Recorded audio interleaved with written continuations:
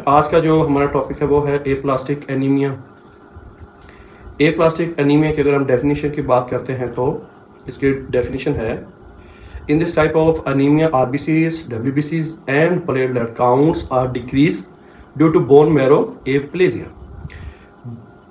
Bone marrow aplasia की वजह से आरबीसी, डब्ल्यूबीसी एंड जो प्लेटलेट काउंट होते हैं वो डिक्रीज हो जाते हैं, नॉर्मल वैल्यू से वो कम हो जाते हैं। बोन मैरो एप्लेजिया क्या चीज़ है? Defective development or congenital absence or the lack of the functioning of the bone marrow.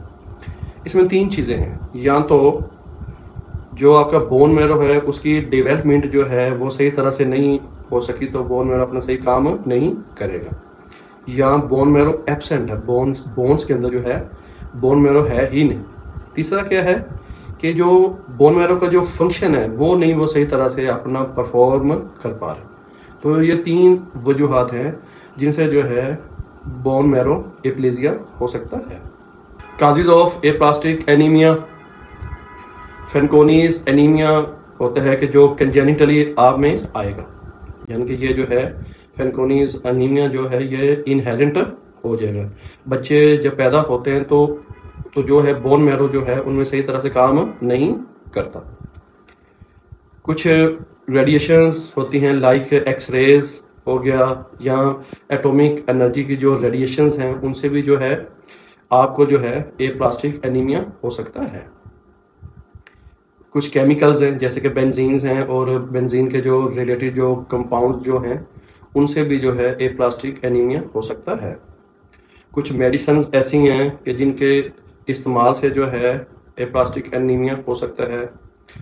उन मेडिसिन्स में सबसे पहले आ जाएगा जी chloramphenicol, sulphonamides, phenyl butazone, chlorpheniramine, chlorpromazine, carbimazole, methotrexate and gold. ये कुछ मेडिसिन हैं कि जो कि हम जो इसमें आप देखेंगे कि जो क्लोरम्फेनिकोल है ये एक एंटीबायोटिक है, सल्फोनामाइड भी एक एंटीबायोटिक है, फिनाइल ब्यूटाजोन ये कैंसर में हम यूज़ करते हैं, क्लोरफेनारमीन एंटीहिस्टामिन ये मेडिसिन हैं।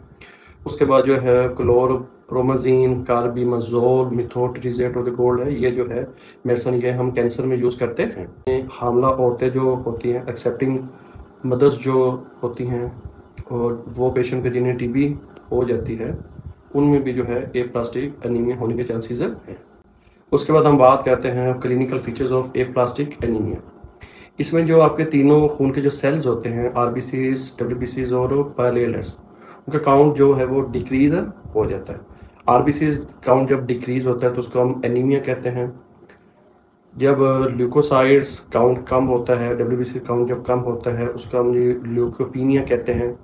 जब आपका प्लेटलेट काउंट या थ्रोम्बोसाइट काउंट कम होता है तो उसको हम थ्रोम्बोसाइटोपिनिया कहते हैं।